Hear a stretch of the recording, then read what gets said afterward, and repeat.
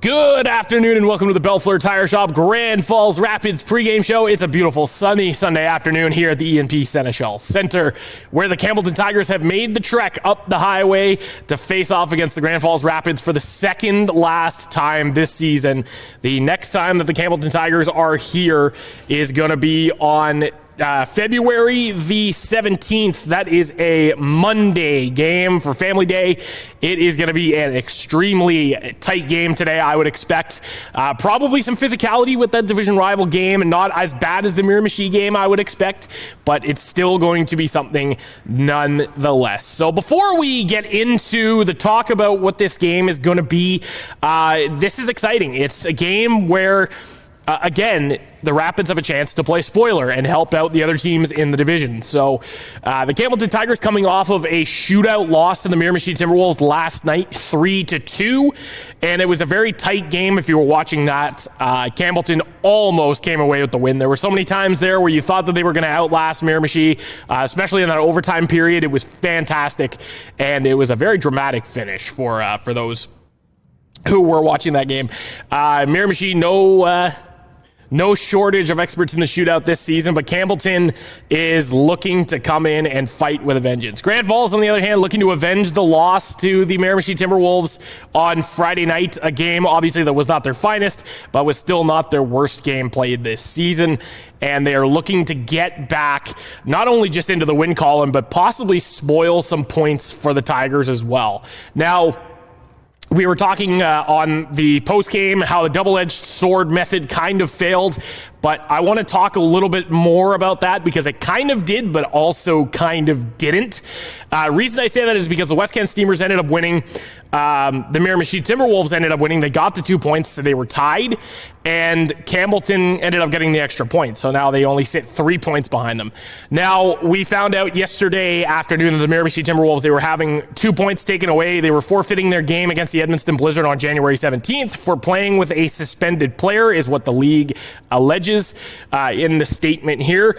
So it sort of worked, but at the same time, also not really, because Miramichi ended up getting the win last night anyway, so those points kind of canceled each other out. But it helps Campbellton out a little bit too as well.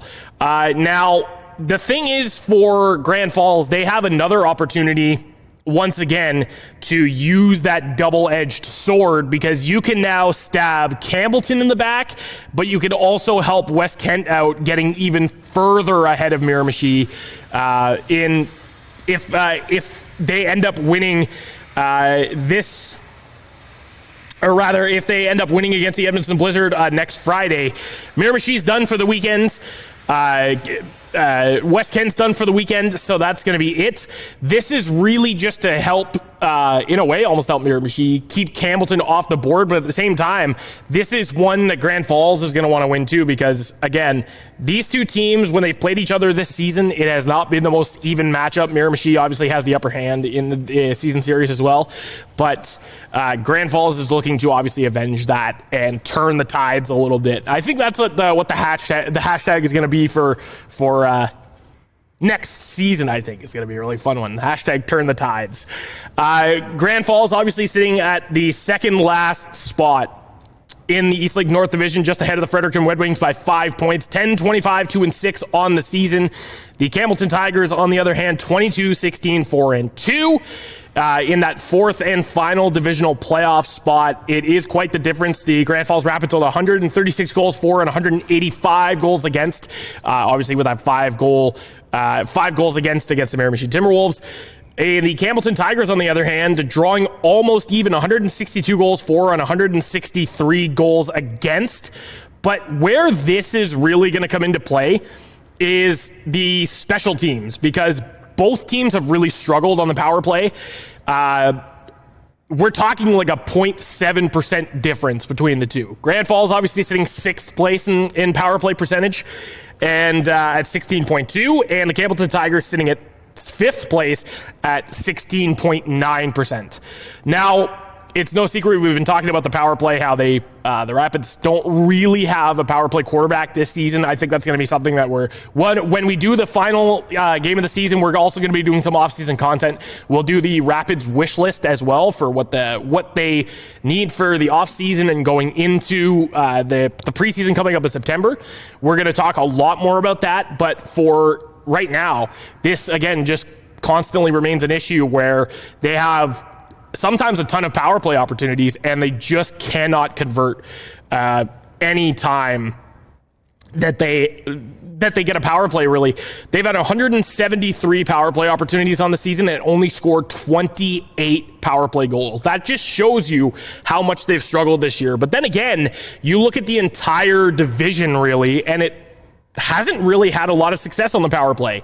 Edmundston is in first place as the top ranked power play in the East League North with 23.5%, and they've only scored 38 goals on the power play out of 162 opportunities. So in the division, the power play is obviously not the strongest, but these teams they have a great penalty kill. But again, it doesn't help that the Rapids, they don't really have a solid power play quarterback, and I think it's not really going to make a huge difference in this game because you have two teams that are not so great on the power play, but also not terrible on the penalty kill. The Grand Falls Rapids sitting second to last place with 77.1% on the penalty kill, and most of their times most penalties that they've taken, they were times shorthanded. 44 penalties, 144 times shorthanded this season, and they've only allowed 33 power play goals. So that their power play isn't the strongest, their penalty kill is stronger, but at the same time, Campbellton's not much stronger either. They've only allowed 28 power play goals on 146 opportunities. So again, special teams, I don't think are really going to be that much of a factor, and I know it seems like I'm just rambling on here, but I want this to be the main point of this game, is that you're going to see probably, if I had to guess, most of the goals 5-on-5, and to be completely honest with you, it's going to be one of those games where you're going to see a lot of physicality. You're going to see a lot of chippiness. You're going to see a lot of first to the puck, make those forechecks, deliver some deadly hits, or solid hits rather, and just make sure that you are preventing your opposing team from getting the puck at any opportunity possible. I would expect to see. I would think it's going to be a very low-scoring affair. I know that if history has any meaning, it may not be. But I think that this game, because of just because of how the standings are, and because of how solid these two teams are both defensively, I think it's going to be a fantastic opportunity to see some of the big names shine. But I don't think there's going to be a lot of goals on the board. We're going to see. It's going to be a very solid effort altogether. But in terms of goal scoring, don't get your hopes up for it to be a 7-1 blowout for one team or the other, because both teams are very solid, especially in the last couple of games. Grand Falls, yes, they struggled last game letting in 5 goals, but previously have not let in a whole lot up until that point. And the same thing with Campbellton. I mean, they were the last 2 games combined, I believe, is 5 goals allowed against them as well. So we'll see how this game ends up going. But for the Rapids, this is going to be a test of wills, because you have 3 players to really shut down. And it's 3 players who seemingly get a lot of points against the Rapids every single time they play. And that's Tyler Pazin, Ludovic Tardif, and Owen Underhill. Because those 3 players, if you've seen the last few games that Campbellton has played Grand Falls, all 3 of them have gone on the board in some way or another, whether it's a goal, whether it's an assist. That should be the primary focus, is shutting those guys down, making sure that they don't get anywhere near the crease, or if they do, get those defense to block the shots and make sure that they're not getting any quality scoring chances or putting the puck on net in any way, shape, or form. Now, with that being said, there's a couple of keys to the game here. We're going to be looking for a solid performance out of the forwards. Like I mentioned, it's probably not going to be a high-scoring game because of how solid these 2 teams are, but you're going to look for your top stars like Jonah Laird and Nathan Plamondon-Michaud, possibly some of the vets to step up as well and score some of those goals. Maybe if you get on the board first is really going to help. The other thing is going to be just having a solid performance in goal. We saw that Loic Nadeau, he started on Friday night. Had himself a decent game, but again, those goals, it's not really reflective of how he played. And I think this is going to be a great opportunity for... I would assume that Adam LaCour is going to start, but we will see through when it comes to game time. It's going to be a good one. You're going to need a solid goaltending performance. You want your stars to shine out and score 5-on-5, because as soon as it gets to the special teams, I don't think it's going to be a huge factor in this game, but just play solid. And I think the biggest key to this game is just have fun, play your game, no pressure. Don't worry about what's going to happen, what could happen. Win one period at a time and do your best to just play the way that you play. Don't think about the pressure of winning the game. Don't think about the end of the season. Just focus on that minute, that step, that time frame. It's going to be a good one. The next time the Rapids are back home is Friday night when the Fredericton Red Wings come to town to face off against the Grand Falls Rapids for the final time this season. Then Sunday, February 16th, they are on the road to face off against the Edmundston Blizzard at the John Daig Center for the very last time this season as well, before coming back home, before coming back home on Family Day to face off against the Campbellton Tigers for the last time. Then they are in Fredericton on the 22nd, at home against West Kent on the 23rd. March 2nd, they're at home against the West Kent Steamers for the last time. Then they finish off the season on the road. March 7th, they are at Campbellton Memorial Civic Center, And then they are at the J.K. Irving Center on Sunday, March 9th to finish off the rest of the season. So a couple of games left here. You have 9 games remaining in the season.